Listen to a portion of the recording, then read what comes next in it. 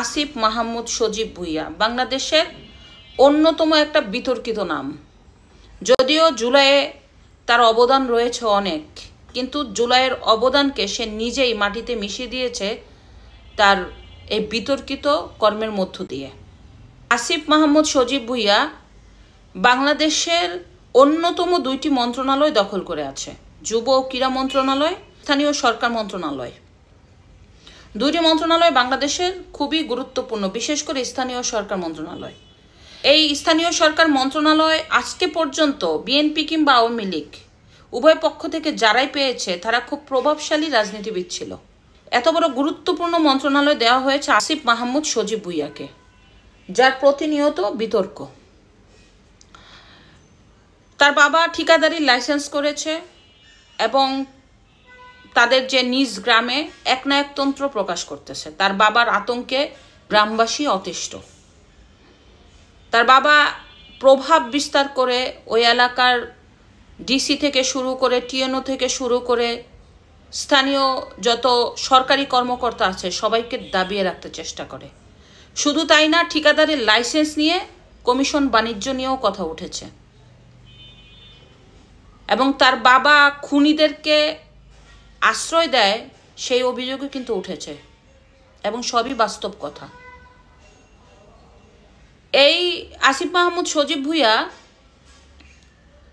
তার নিজের স্বার্থ হাসিল করার জন্য পুরো বাংলাদেশের যত উপজেলায় এই স্থানীয় সরকার থেকে উন্নয়ন কাজের জন্য যত টাকা বরাদ্দ, তার মধ্যে সবচাইতে বেশি বরাদ্দ নিয়েছে তার গ্রামে, তার উপজেলায়। এ হচ্ছে আসিফ মাহমুদ সজীব ভুঁইয়ার বৈষম্যতা। শুধু তাই না, সে শুধুমাত্র নিজের স্বার্থে সে অনেকের কাছেই বৈষম্য করেছে। তার ক্রীড়া মন্ত্রণালয়ে চালানোর ব্যাপারে রয়েছে অনেক সমালোচনা, যার কোনো শেষ নেই। সর্বশেষ যেই নির্বাচনটা হয়েছে ক্রিকেট বোর্ডের, সেই নির্বাচন নিয়েও আছে বিভিন্ন ধরনের সমালোচনা। অভিযোগ আছে শত শত কোটি টাকা আত্মসাতের। আপনারা জানেন যে ঢাকার সিটি কর্পোরেশনের মেয়র হিসাবে বিএনপির নেতা ইশরাককে শপথ নিতে দেননি। কেন জানেন? তার অন্যতম কারণ হচ্ছে সে যাতে একনায়কতন্ত্র বিস্তার না করতে পারে। কারণ সে জানে যে ইশরাক সাহেব যখন থেকে মেয়র হিসাবে ক্ষমতায় বসবেন তখন তাকে আর কৈফিয়ত দেওয়ার চিন্তা করবে না।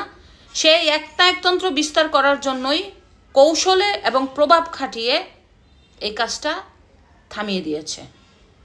শুধু তাই না, নর্থ সিটি কর্পোরেশনে সে নিজে চিঠি দিয়ে কাকে নিয়োগ করা লাগবে সে উল্লেখ করে। তার পিএসের শত শত কোটি টাকার দুর্নীতির ঘটনাও কিন্তু চারিদিকে ঘুরে বেড়াচ্ছে।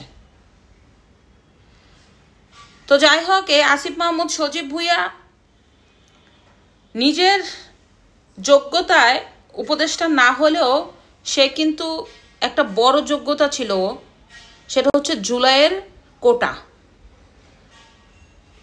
মিছিল করে বলেছিল কোটা না মেধা, মেধা মেধা। সেই আসিফ মাহমুদ সজীব ভুঁইয়াই জুলাইয়ের কোটাতে উপদেষ্টা, তাও গুরুত্বপূর্ণ 2টা মন্ত্রণালয়ের উপদেষ্টা। তার মন্ত্রণালয়গুলিতে একনায়কতন্ত্র অলরেডি জারি করে ফেলেছে।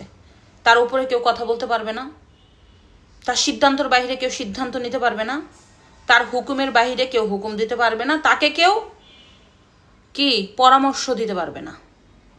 জুলাইয়ের আন্দোলনের সাথে সব কিছু তুলনা করবেন না, কারণ জুলাইয়ের আন্দোলনের সাথে এখন আর আপনাদের কোনো যোগাযোগ নেই। তো জুলাই দিয়ে নিজেকে এই মুহূর্তে দেখেন না। জুলাইয়ে যারা আপনাদের জন্য নেমেছিল তারা এখন আপনাদেরকে দেখতেও চায় না। এটাই হচ্ছে বাস্তবতা।